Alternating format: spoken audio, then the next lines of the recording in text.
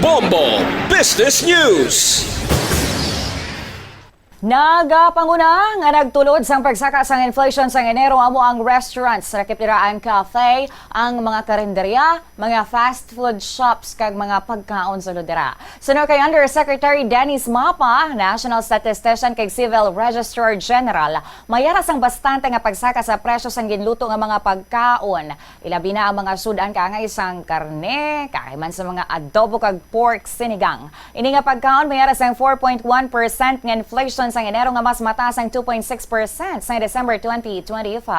Suno kay Yusek Mapa, ang behavioral change mahimo nga nakatulod sa mga consumers nga magbakal na lamang sang pagkaon sa mga karinderya kag fast food chains. Halimbawa, dira amo ang mga tawo nga nagtrabaho na kag nakapoy rason nga hindi na makaluto pag-abot sa balay. Ginpanugyan nga magluto na lang bangod mas manubo sa gihapon ang presyo sang raw materials.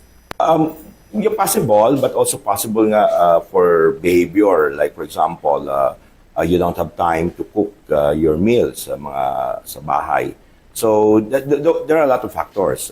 Pwede na it's convenient, and then you have the resources to purchase food outside the household.